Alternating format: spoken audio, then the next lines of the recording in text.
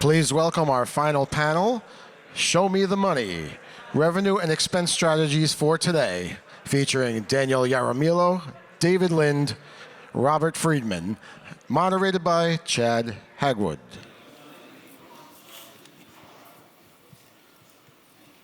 All right. Well, this is the dedicated group here, the group that stays for the very, very last panel session. And we appreciate all 18 of you staying for our panel. Thank you very much.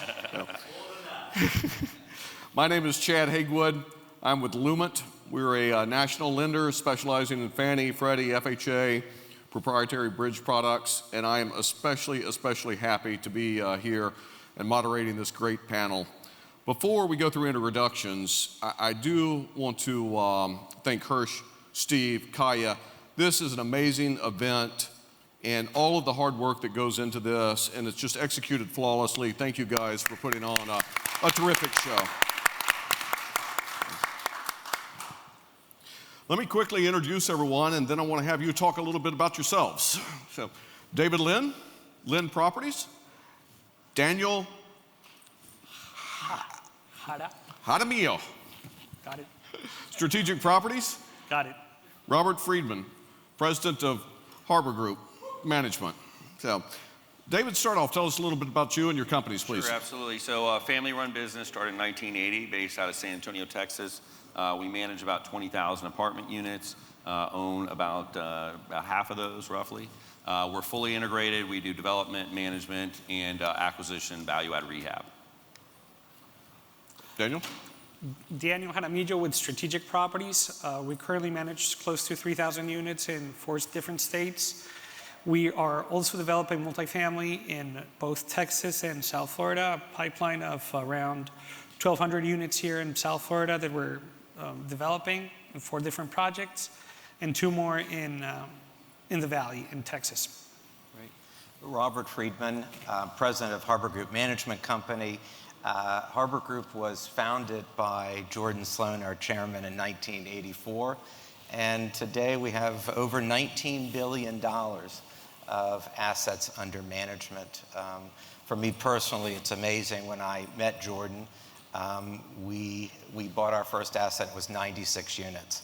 So it's been quite a path. And we have always been focused on diversification by product type and markets and investor base. Today, we operate over 55,000 apartment units. We also have a very robust alternative investment platform with mezz, debt, KFRED, and whole loans. And it really gives us an expansive view into what's going on in most states and markets throughout the United States. So a lot of units, a lot of experience represented on this panel. Take a lot of good notes.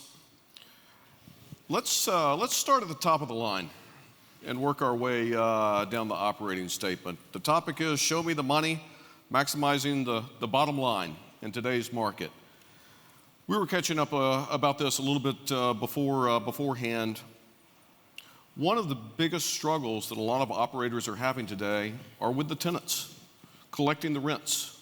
David, can you talk to us a little bit about some of your struggles there and how you're effectively managing your bad tenants? Yeah, no, absolutely. So first off, I want to start off on a positive note that say I've been doing this for 20 years, and this is absolutely the hardest operating environment I've ever seen, bar none, period. Usually we're contending with 1 or 2 factors on our sites. We've got insurance cost up, we've got labor cost up, you've got labor shortages, you've got supply shortages, you've got declining rents, you have the tenant's creditworthiness is razor thin in today's world. So, I think this is a great place to start because at the end of the day, our business is driven off of tenants' ability to pay rent and the amount of residents that can pay rent, right? So if you watched what happened during this whole COVID cycle and all this excess money out there to support tenants paying rents and so on and so forth, the market has been artificially propped up. It's very difficult to see what percentage is artificially propped up, but the one thing that we've noticed, and we've kind of noticed it, I would say, really started becoming a problem about 60 days ago. So I love the fact that we see all these GDP numbers are great and unemployment is low and the economy is so great, Well, at the ground level, where the rubber meets the road, it's terrible. And these residents are struggling to pay rent.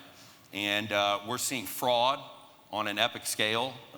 People coming in and submitting false bank statements, pay stubs, and income. I mean, you can go on Facebook and buy a straight up fake identity for about $800. You've got people on TikTok in New York talking about how they falsify their bank records in order to get accepted. I mean, these are things you used to go to jail for. And now it's just like, whatever, it's another thing going on. Oh yeah, you just gave bank fraud and document fraud and everything else, but it's okay, here you're accepted, you can move in.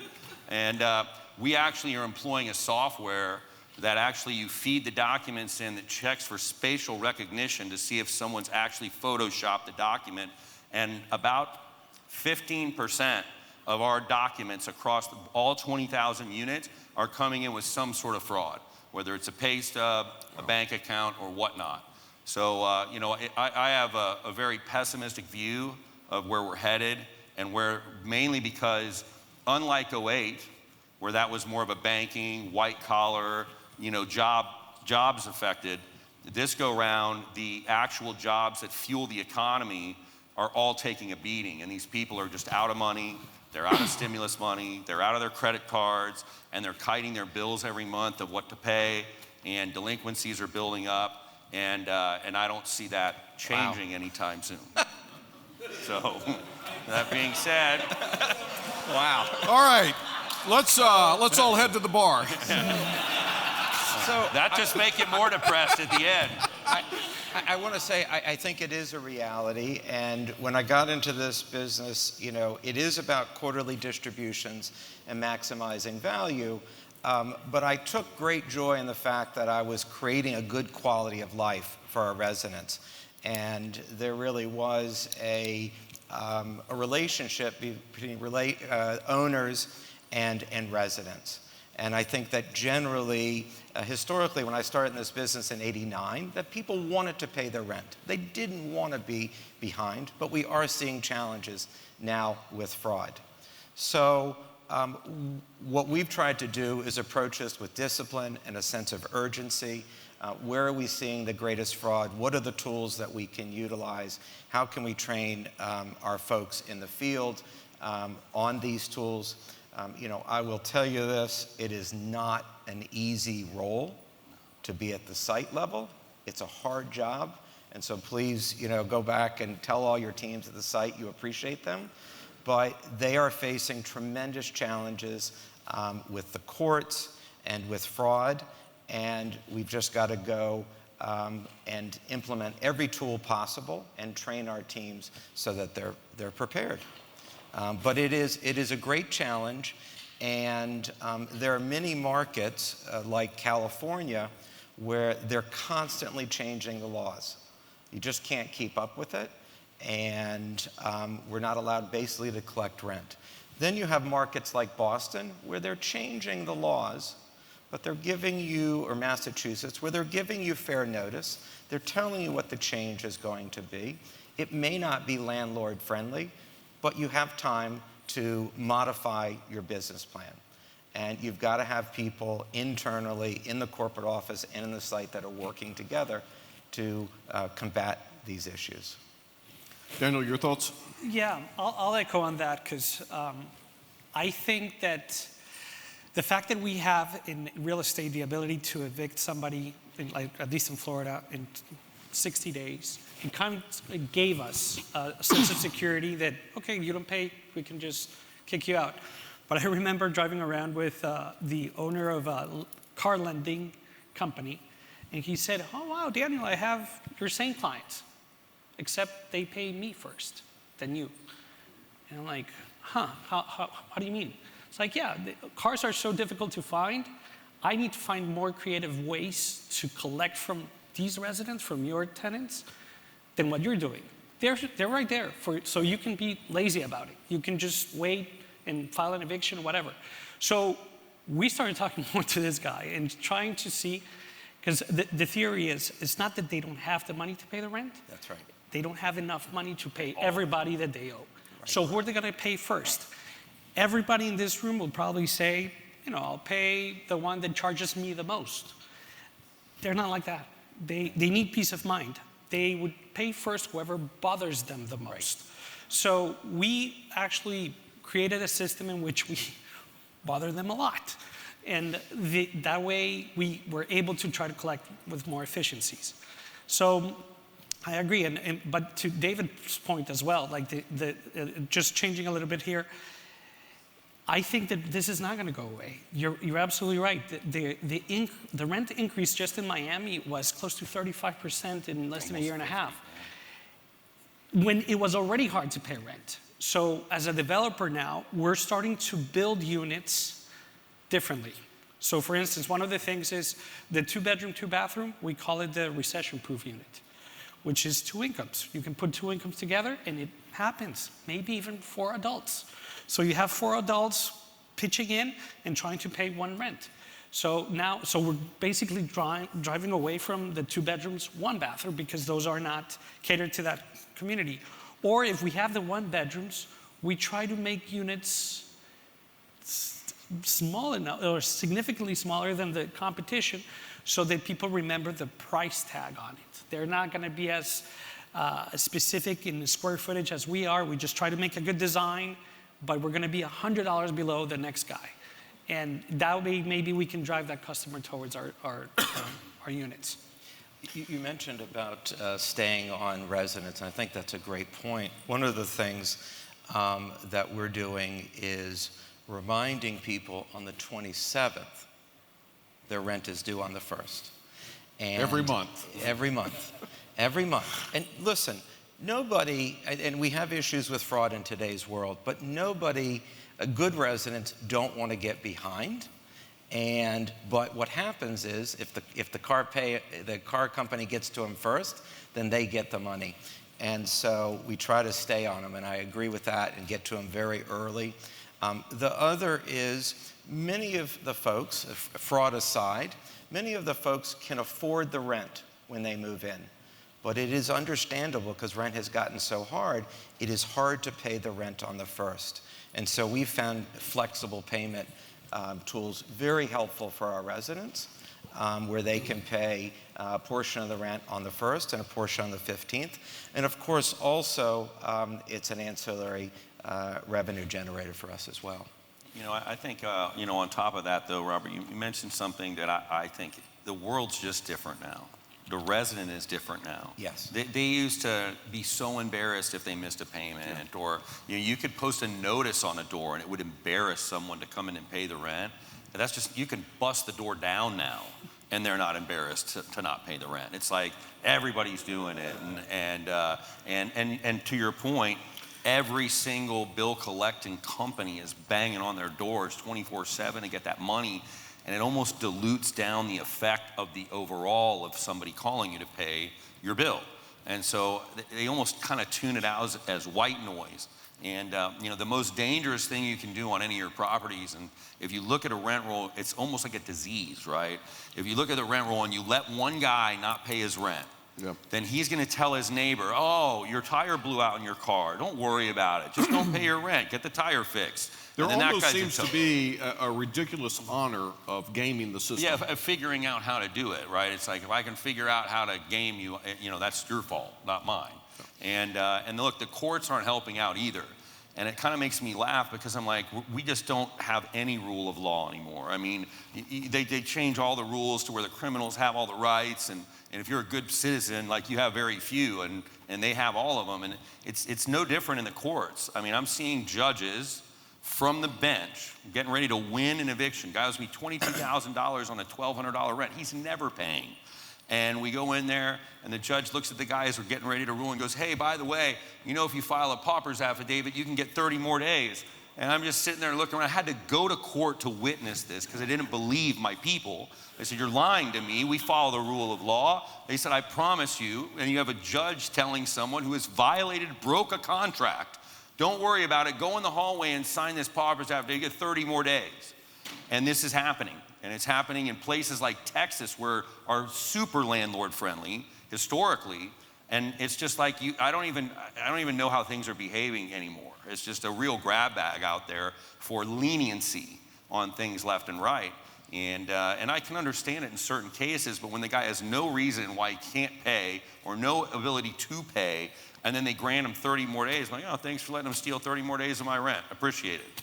So it's a very unpredictable environment out there that I'm seeing behave different than I ever have been. And so to your point, it's just things are different. The tenant is different, and they're not behaving the same way that they had in the past. I think the courts are very challenging. They are, and there's been a swing towards tenant-friendly, even in states like Dallas. Again, what we focused on is what can we do to overcome this. I don't know that I can change the social network of the United States, but I can ensure that the assets that we own and the assets that we third-party manage for others are performing better than anybody else's in the asset.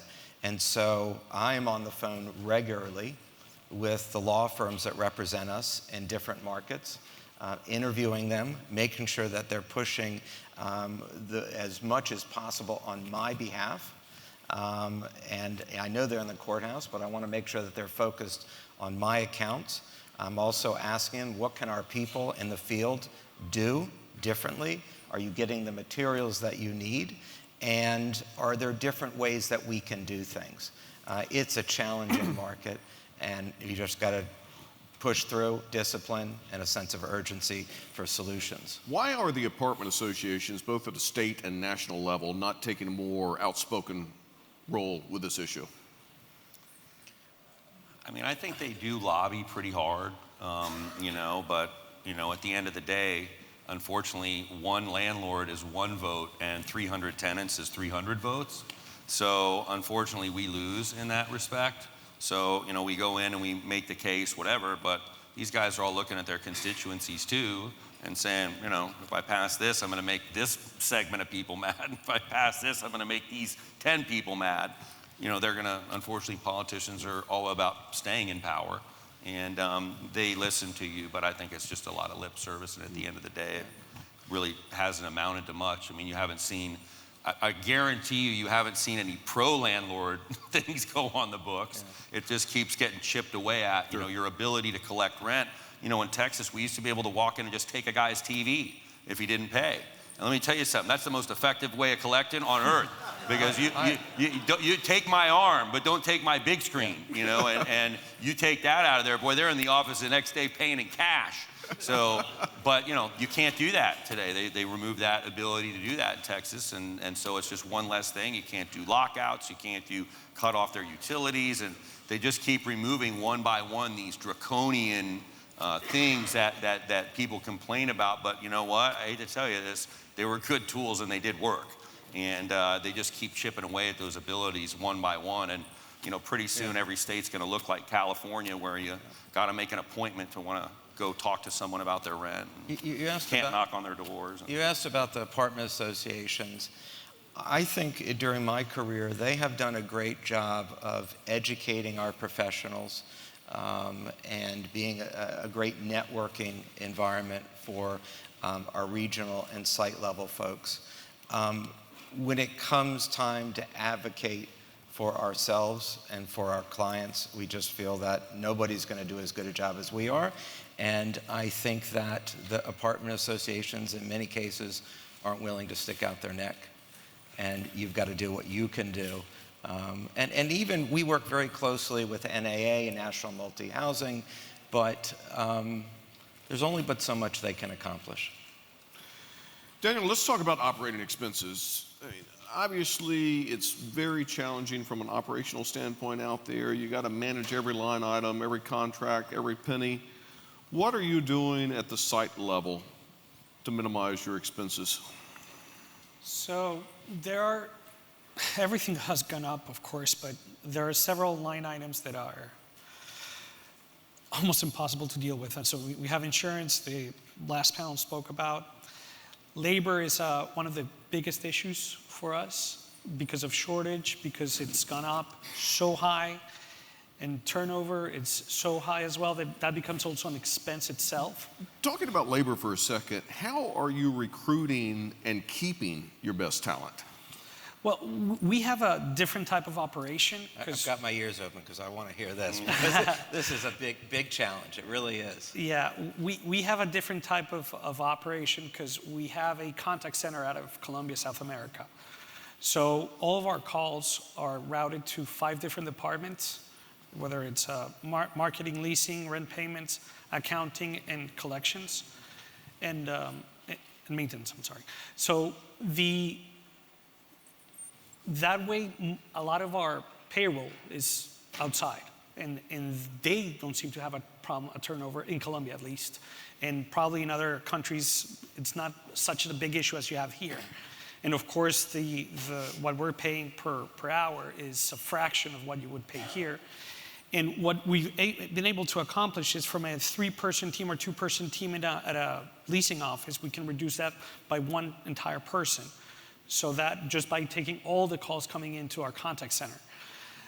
That's one of the things that has helped. And again, mostly it helps with a standardized service because people are receiving the same calls or are handled the same way with all the team that we have in Colombia. And that has been really driven down the labor cost for us. David, your thoughts? Look, on the site level, it's funny, we get a lot of calls from people calling, hey, take a look at our portfolio, tell us what you could do with it, et cetera. And, the first thing everybody does, unfortunately, and we all got the whip marks to prove it, is the operator's always the one that takes the beating, right? I couldn't have bought a bad deal. It's the operator's fault. You screwed it up. You don't know what you're doing. So I take a look at these properties and I analyze them, and the first thing I tell them is, look, there's no magic bullet for some of this stuff, right? Insurance, labor, all these costs. What one operator has, the other operator has. There's no operator out there that has magically lower, cost of labor or magically lower advertising cost or any of these things, right? At the end of the day, it's really about making sure you're not wasting anything, right? And making sure you're not making mistakes of over-improving your units or spending too much money on CapEx, and that you're meeting the market and what the market's demands are. During COVID, it was funny because, everybody fundamentally thought, typically when people pull back or get reserved, they go for the cheaper units, right? Because they were looking to conserve money. And in COVID, everybody wanted the nicest units, right? A, because they were staring at their 4 walls all day long, and B, because they probably had some stimulus money to spend and they wanted a nicer place. And so you have to react to the markets and what the market wants and represents. And we're getting ready to go into a period where rents are going to decline.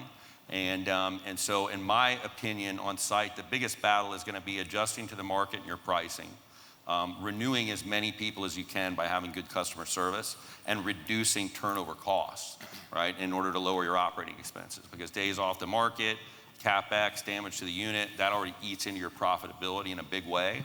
And so, unsatisfied residents and sticking to customer service is the best way to lower your operating costs during a challenging operating environment, which we're in right now. Well, let's talk about everybody's favorite subject, insurance. Robert, what are you seeing out there? Does it get better? Does it get worse? Any tricks? Well, on this one, I agree with David. It's brutal. It's really brutal. And what are you guys seeing in increases? We have seen in some cases 50%. Yeah, it's insane. We have an asset, a Class A plus asset that sits right on top of the Bright Line, 2 towers here in Miami. We saw our insurance go up by 150%. But we also had some real wins, and we found that sitting down with the carriers. We traveled to the Cayman Islands, to London, and we met with them face to face. We told our story. What are we doing to reduce risk management? And they got to know us, and we feel like that helped. Now, it's still brutal, the increases that we've seen, but it's important that our investors and our third-party clients know that we're going to bat. I don't know when the insurance rates will come down. I was on with a group yesterday, and they said that they're already seeing them come down. Our renewal was in May, and that they are seeing that renewals in September had come down. only so slightly. When you go from 800 to 1800, going down to 200 bucks a door, it's great, but it's still sticker shock. That's right. So. That's right. Here in Miami, we're developing 4 multifamily buildings and a total of around 1,200 units in total for those 4 buildings. And they're in areas where we have other condos around us. And what I see is, I know what our rates are to build and what our rates are to manage a multifamily. And what we're seeing is that condos are suffering even more. They're getting charged twice per square foot on insurance than we are. So the way that I see this, it's a market correction. I mean, eventually the consumer is going to be paying this increase, and we're starting to increase our rents in such a fashion that basically the consumer is really the one that's taking the hit, whether he's in a condo or whether he's in a multifamily. But whenever they get to decide, okay, are we buying or are we renting? Now they're going to be factoring in the condo association fee that already includes that double premium of insurance. And maybe their call is like, you know what? I'll pay the extra $200 at the multifamily in front of it instead, and just deal with that. I mean, because there's no way around it. I also agree with you. I don't see rates coming down. Florida, it's hurting probably more than any other state. But so. And the other thing too is, before, when you had Katrina and Rita was the last time I saw insurance rates out here in Florida. Got up to like $1,500 a door, as high as $1,500 a door. But you saw the reinsurance market and you saw other providers enter the market, right? Because it was so lucrative. And you're just not seeing that now. So, the rates adjusted fairly quickly in comparison to exactly, today. Yes, exactly. So it's the concern for me is that typically somebody's greed, gets them to say, wow, look at this frothy market over with these huge premiums. I'm going to enter the market. I'm going to get my market share. Buffett did it last time, go around in the Katrina and Rita era. And this go around, so many insurers are just leaving the market in Florida. And I'm not seeing anybody enter the market to take up the excess, which is what's driving up the cost. Because there's just no players in the space. Right. Robert? I wanted to just touch base on operating expenses. Listen, we're going to continue to work on reducing our insurance, but that's challenging. And so the areas that we can focus on, we're focusing on utilities. Where can we work in markets where it's regulated or deregulated, and how can we take advantage of those opportunities?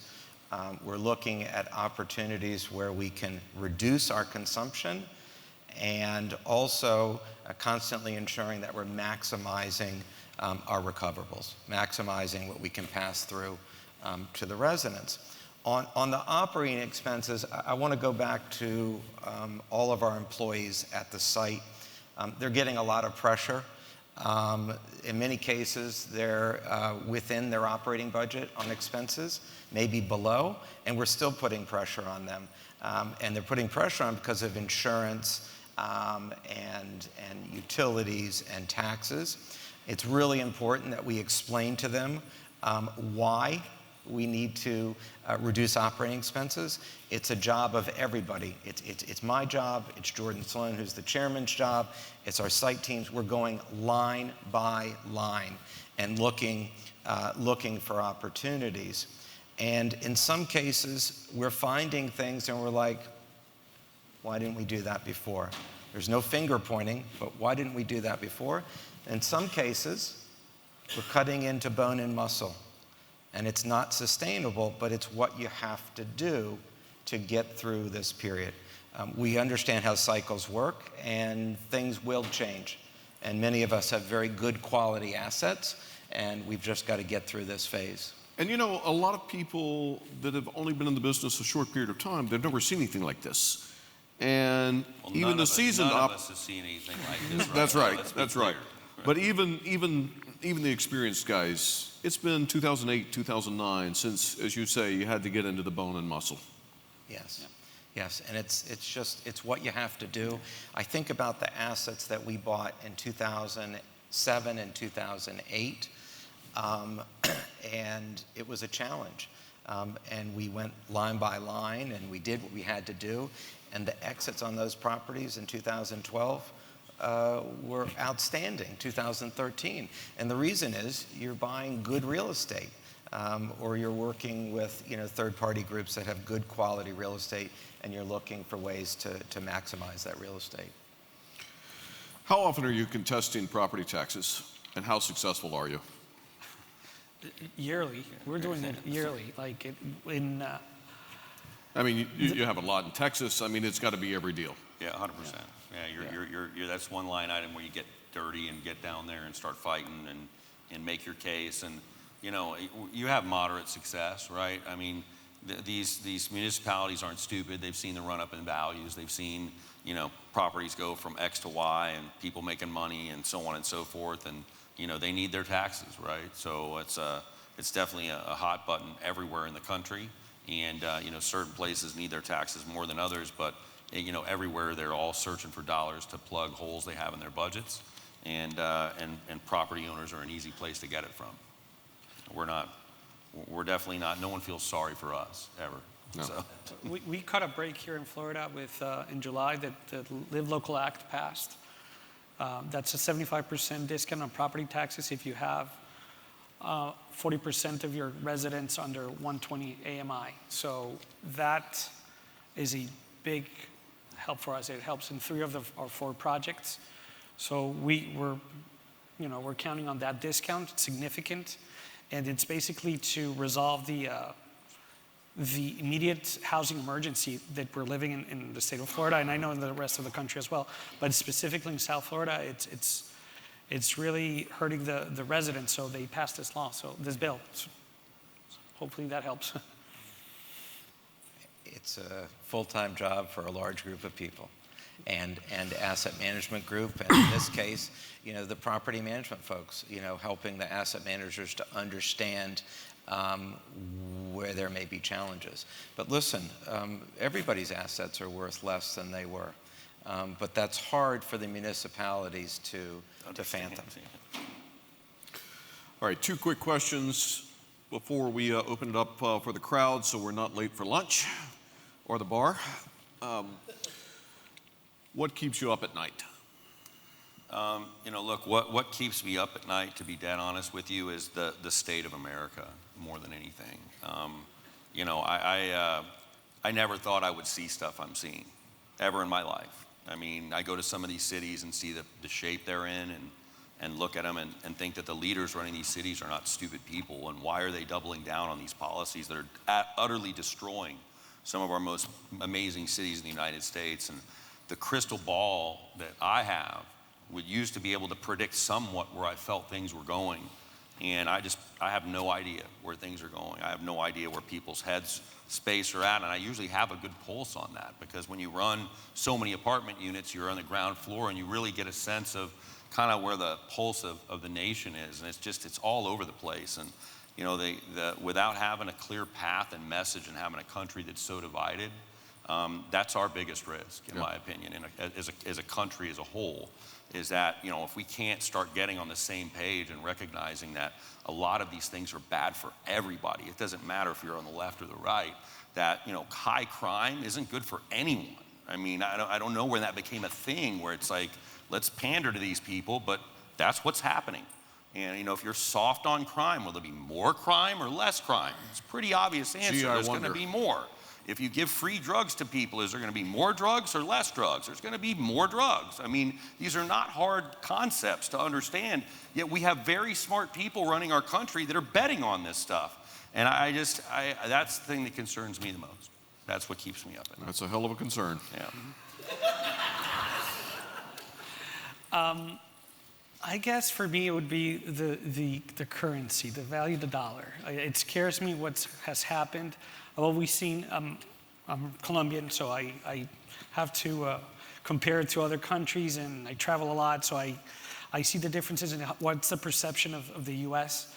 And yeah, surely we've had many, many years of the U.S. dollar dominating, but with inflation and with excessive debt and everything that's happening, it's like, is it worth it? Like, it's going to keep its worth. Because if it doesn't, we're going to have we'll be counting millions of dollars here that are not worth much It's everywhere canned else. goods and shotguns.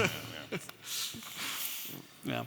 So I focus on three things, and I attribute them to our success over many cycles: discipline, a sense of urgency, and perhaps the most important, hiring good people.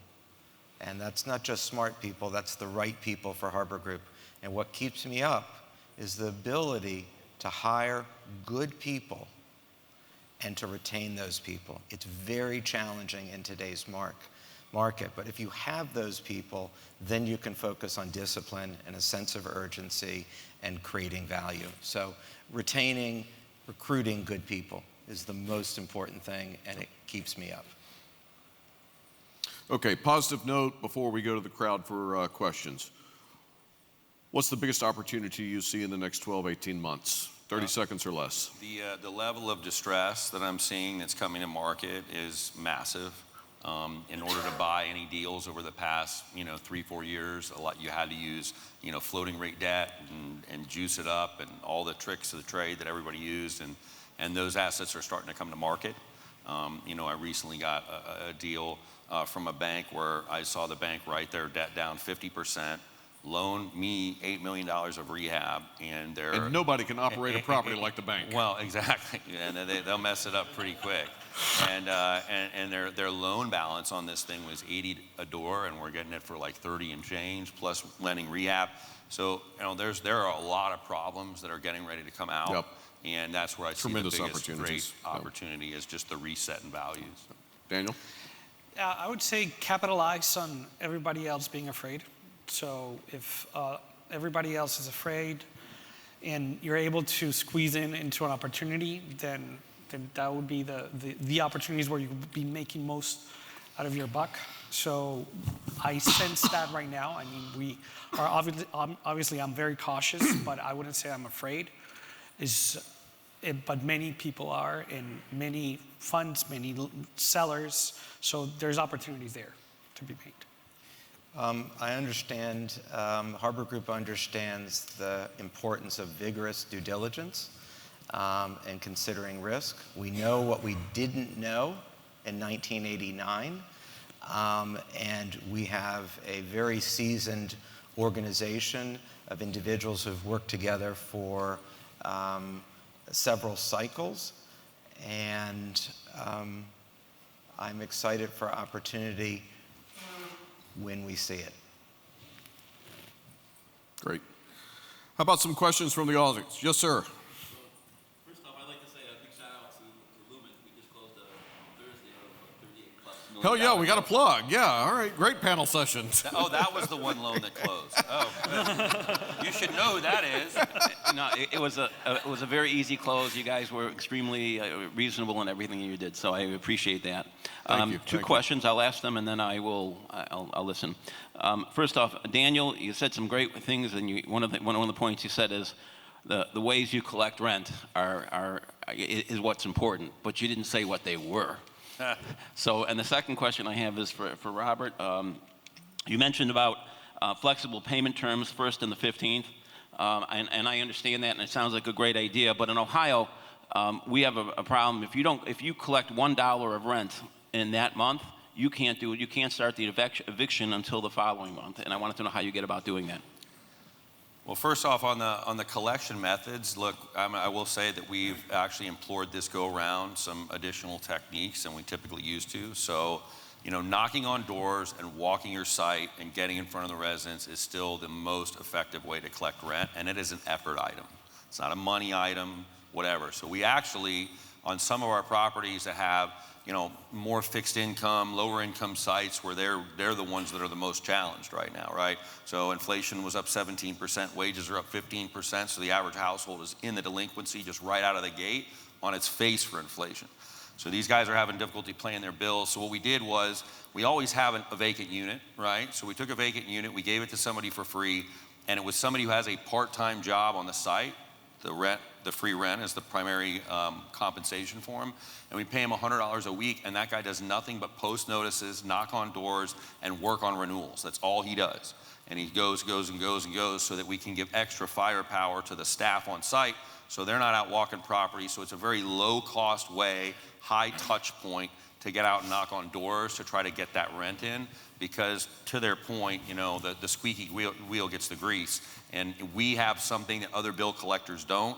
We can actually show up in person, we can put notices inside their door, and we can be in their face as a touch point, and that's the biggest advantage that you have as a landlord over other bill collectors. And so in my opinion, you got to put that one to use.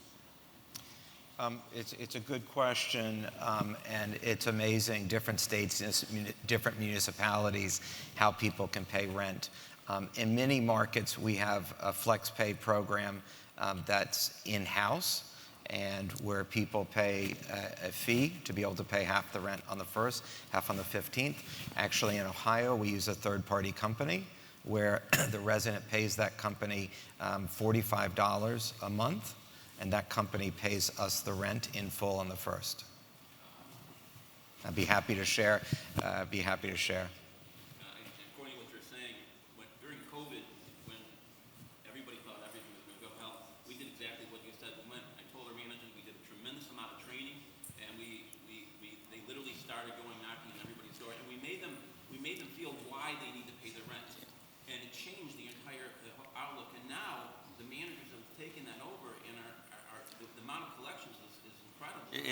It's funny because, you know, these people, and back to people and training, right, is that you've actually taught these people how to be more professional debt collectors, right? Yes. And explaining to them how it impacts the tenant, why they should pay it, and have you tried calling your parents, you know, and putting it on their credit card and paying later? I mean, we taught our managers how to Rolodex of every rebuttal you could imagine for why they couldn't pay their rent and what they should do to try to pay it.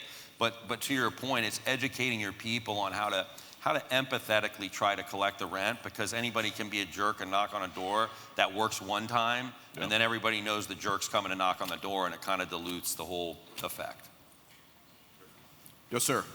Thank you, guys. It's been a very good panel so far, so I appreciate it. Are you guys seeing a difference between your Class A collections and your more workforce collections? And also, are you studying the differences in maybe educations at that price point or collections level? And are you seeing certain markets that are just simply collecting more rent than others? I think your Harbor Group's probably best position to answer. For us, it's more market by market. You know, we've seen tremendous fraud 6 months ago in LA, and also to a certain extent in Florida. It really depends on the market. For us, when we underwrite deals for in terms of collections, we obviously have a higher percentage for Class C, much higher. So when you ask the question, I don't know if it's maybe that we ended up getting worse collection than we had anticipated. I'd say it's also, I agree with the market, but for us, Class C has taken a hit, a very big hit, much bigger than Class A, no doubt. So even basing it on what we estimated, so it's been hard. It was an interesting social phenomenon that I saw during COVID, which is before they announced that they had all these rent assistant programs, people were paying their rent. Yes. It's an amazing thing. If you feel that you have to pay it, you do.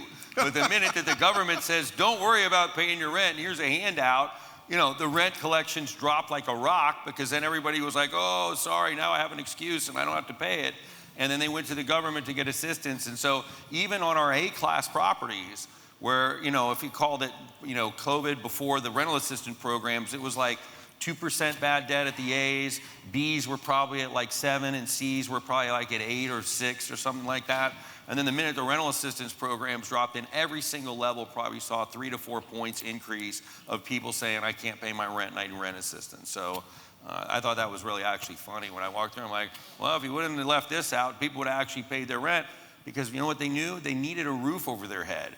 And it's a hierarchy of need, a place to live, right? And the minute you remove the ability to have to pay, and there's no threat of losing your home or the place where you live, well, then guess what? That goes to that payment. It goes to the back of the line. So I'm from the government, and I'm here to help. Yeah. Yep. Yeah, they. One last question before Yeah. we break for lunch, please. I had a two-part question just based off of comments that David and Robert made. From an insurance perspective, have you seen success in running through the numbers as far as like a spot taken within the insurance tower or on a simplistic level, a buy down? And you mentioned you've been down in the Caymans or Bermuda. Given the tax laws changes on the previous administration, why do you feel that's more tax advantage as opposed to like Utah or Vermont? First of all, that was just for vacation. That wasn't related to insurance. No, it was really just to meet with the different folks that were vying for our business. And the more people you can have vying for your business, the more carriers, the more underwriters that are looking at your business, the better off you are. Yeah, but to David's point, there are not a lot of new entrants in the space.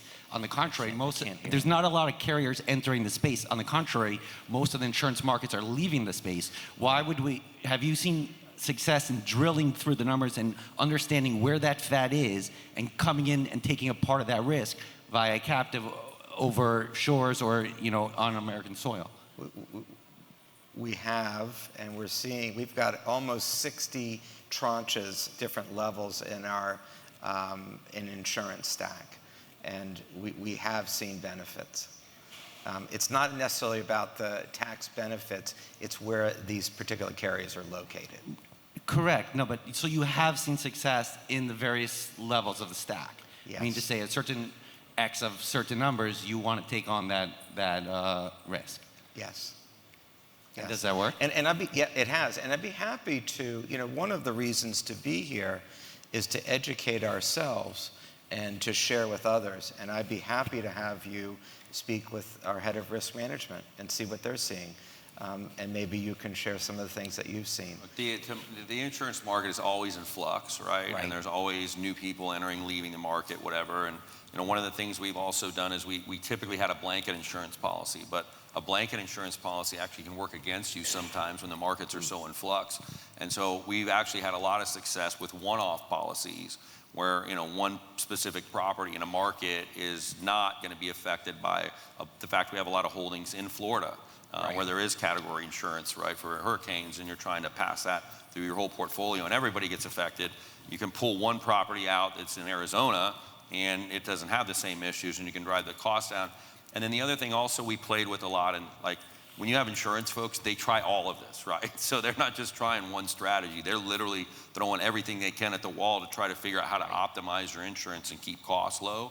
Another thing that we played with recently is just deductibles, right? So, the banks want super low deductibles to make sure you can pay it, and there's insurance coverage, whatever. So we'll go to the bank and say, listen, we'll take a $500,000 deductible instead of a $100,000 deductible, but we're just going to park the money in an account. We don't want to waste it on paying a deductible that's burned, and maybe we don't need it. So we'll just put it in an account, like a letter of credit against there, so the money's there, but we have a chance to earn it back if we don't have, a catastrophe hit. So you got to play every game you can when it comes to insurance, especially as bad as the market is, and really test every possible strategy you can, from self-insurance to different types of reinsurance and deductible buy downs and everything else in the market. And they do have success. Yep. But You're people right. are just thinking about it. You've got to try it. You've just got to try everything. And One last question from the gentleman that's been patiently waiting here. We'll break for lunch.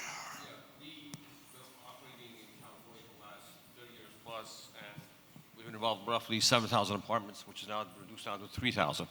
And one trend we noticed, and we're in other states now as well, but we saw that in counties that were blue, like Los Angeles, versus a county that was more red, like Ventura or San Diego, the tenants in the LA markets were far more entitled in their behavior, particularly like markets like Hollywood. Like, I don't have to pay rent. I'm alluding to your comment, David. And I'm shocked to hear that this is happening in Texas. And for the last 2-3 years in this conference, the attitude was that I don't want to buy in blue states, I want to buy in red states. So we see now that this malaise or disease is traveling throughout the whole country, where people's behaviors are changing because of an entitlement syndrome. Hence why I can't sleep at night. Yeah.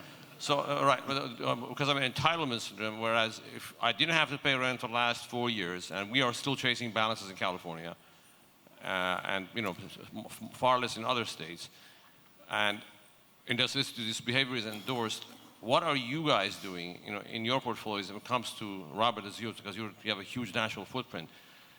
Are you redlining certain markets where you see that behavior is set because the city councils are so radical? You alluded to LA, it's 100% true. We haven't been able to raise in rent control assets. Those are properties that were built prior to 1978 in Los Angeles for the last 4 years. We're supposed to have a raise come in February, it's supposed to be 7%. Now it got reduced down to 4%, and they're still fighting, and they're going to attack the county. How do you navigate through all this and sort of predict the future of where to place your bets? Yeah, I mean, there are markets that we're not underwriting in, and there's also markets where third-party clients approach us and we say, it's not our area of expertise. Seattle, so there are markets where we're not underwriting. I'll also say we're taking a close look at whether we want to buy in certain markets as it relates to insurance, and how does that impact our larger portfolio. For us, look, at the end of the day, this business is hard enough. That is the way I see it. It is hard enough without the government making it harder, okay? And, politicians, unfortunately, they're not our best and brightest. They're some of the stupidest people that you'll meet. And they legislate these ideas in this utopian environment does not translate to real world results. And you're seeing that effect when you're chasing people down who haven't paid rent in 2 years, and you're still trying to chase a balance down, right? Yes, the concern is it's leaking in everywhere. I mean, I never again thought I would ever see the day that in San Antonio, Texas, that they would have on the books there a law that was going to make $700 worth of theft not a crime. I mean, ever in my life. I mean, this is a state where people shoot people if they come on their property, and all of a sudden we're going to just make it legal to steal $600-700. Never in my lifetime. But David, you should run. I will vote for you. I'll probably get 1% of the vote. Yeah. But no, the truth of the matter is it is leaking in everywhere. And if we don't win at the ballot boxes by stopping people who believe in this stuff, it will creep into every market in the country eventually over time. 100%. And again, that's the biggest concern. But we redline certain areas because, again, it's hard enough to operate a property, and then all of a sudden you're fighting soft on crime, can't evict anybody, and everything else. I mean, it's just too much, and it's not worth the extra headache because you don't control those policies, right? The voters there do. You can't make that change being an owner and owning there. That has to come from the people not wanting it. And if the people want it, they're going to get it, and you're going to live with it. And it makes your bottom line go bye-bye when all of a sudden your delinquency is at 15% when you're typically used to underwriting 3 and 4%. Not on top of all that, the capital flows won't go there. So, you got to really be paid for the risk you're taking in those markets, in my opinion, to want to own in them because of those X factors that all of a sudden the laws can change overnight through no fault of yours.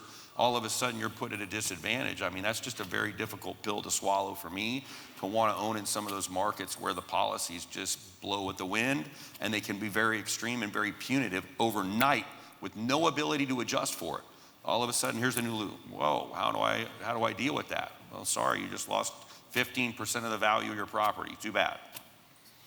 Let's give our panelists a big hand for sharing their time and wisdom. So, thank you, everybody. Travel safe and be well. Thank you. Absolutely. Very nice.